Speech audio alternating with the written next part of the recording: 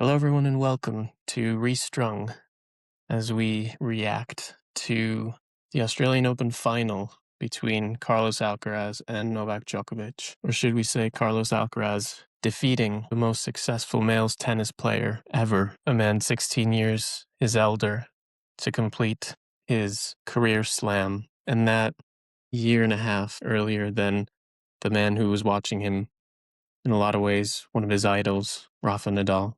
Let's start by giving the match a bit of a high-level recap. So Alcaraz won after dropping the first set 2-6, would go on to win 3 straight sets, and overall a match of quite high quality. You would say that it wasn't your typical Alcaraz Djokovic match that you'd come to expect, but some very high tennis, to say the least. The official stats will read that both served around 70% first serves. From an eye test perspective, you would have said that Djokovic seemed to win a hell of a lot more, and that was what was essentially keeping him in the match after the first set. As you would say that, obviously, that first set, everything was going in. It was one of the most clinical, aggressive, faultless sets of tennis in kind of pure attacking style that certainly even probably Djokovic would say in terms of certainly his career, but definitely across the board. But obviously it's so difficult to ultimately sustain that level, especially for almost 3.5 hours against really the benchmark when it gets to tough and nitty-gritty and long matches. In Carlos Alcaraz, he is the modern-day matador, as we used to call his compatriot, Rafa Nadal. It wasn't perhaps the spectacle that some people were hoping for. Djokovic, however, did deliver on his usual fight to the bitter end kind of style and mentality. He fended off 11 of 16 break points in the end, something that put him around 75%. So 3 out of every 4 break points that he would save throughout the fortnight. Compare that with Alcaraz's only 6 that he had to fend off 4 in which he did. The serving, again, not to harp on it too much, but was simply and had to be sensational for Djokovic to stay in the match, because Alcaraz certainly did lift his level from the ground and off the ground for basically 3 hours, the last 3 hours, I should say, after Djokovic really steamrolled him in the first set.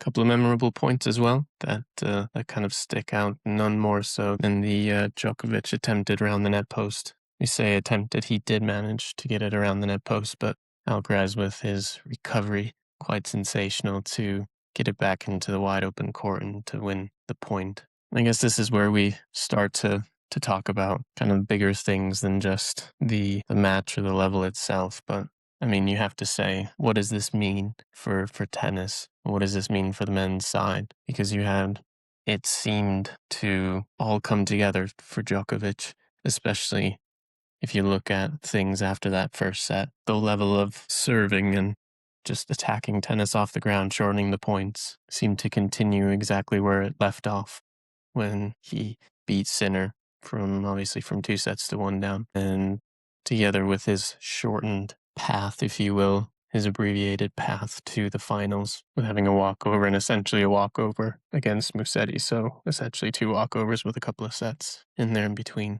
You wondered whether everything was aligning for Novak in his most successful slam. But then you have this, shall we say, extraordinary player on the other side of the net, which in a lot of ways, as we've touched on, combines pretty much the best of the big 3, the big 4 into one player, which is why when he burst onto the scene, he was already so remarkable against even Rafa and Novak back in 2022. And it's not just the shots and the forehand and the power on the serve and his ability to recover from the wings back into the center of the court. It's mental, right? It's that same mental resilience that Novak showed, that Rafa also showed, together with that kind of cool, calm exterior a lot of the time, which Roger showed.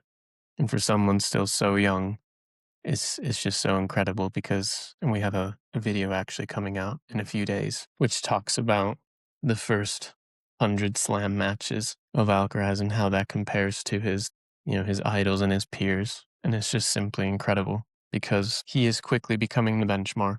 I mean, if you think about this time last year and actually even a bit further until really the clay court swing hit, Alcaraz struggled. He had struggled for a couple of years towards the end of the season, seemed to struggle in Australia. Last year was beaten by Djokovic quite convincingly. Didn't really follow on from his previous years in Indian Wells or Miami. And we started to wonder whether, the moment, tennis, the lifestyle, the expectations and everything was going to be too big for him, certainly at this early stage in his career. I think quite a lot of people were quite critical of that. Then how does he respond? Well, he goes on an absolute tear. He wins a couple of Clay Masters events. He wins Roland Garros from 2 sets to love down, narrowly misses out on Wimbledon, beats Jannik on his favorite surface at the US Open, and then again, narrowly loses to Jannik in the finals in Turin, but he's quickly becoming the benchmark. I mean, between what he did in his first week and a bit with winning 17 straight sets and then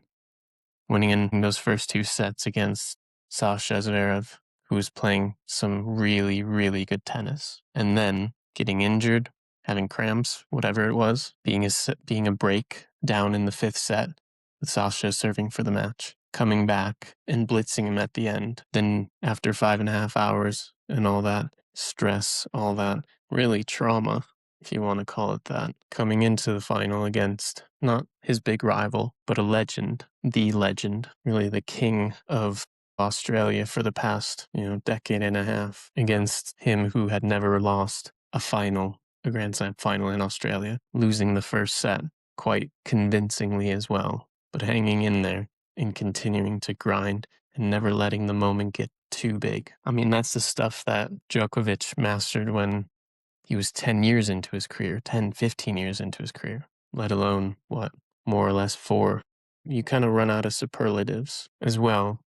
He obviously, being in his early 20s, is a little bit different than recovering when you're 38 years old, but still, 5.5 hours. I draw parallels to the 2009 Australian Open when Rafa Nadal beat Fernando Verdasco in 5 hours in the semifinal and then went on to play another 4.5 hours or so against Federer and then still managed to come out on top again because not necessarily the play, which was still excellent, but mentally beat Federer, right? So you have to wonder, where does this take him? Where does this take him? Because if anything can galvanize the beginning of the season for a player, is this kind of success, this kind of triumph. And it's up to the rest of really the top 4 to lick their wounds and try and take it to him.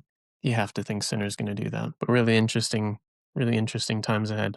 If we quickly look at the tactics that were employed during the match, and for the most part, I think Djokovic did what he needed to do, right? We talked about it in our preview show. He needed to attack and be aggressive. He needed to serve well, and he did both of those things in the first set brilliantly. I think if you wanted to be critical, you have to think that maybe towards the end of the match, or even in the middle of the match, after Carlos consolidates that break in the 3rd set, you have to think maybe a little bit more serving and volleying would have helped Novak. Again, just to keep Carlos on edge.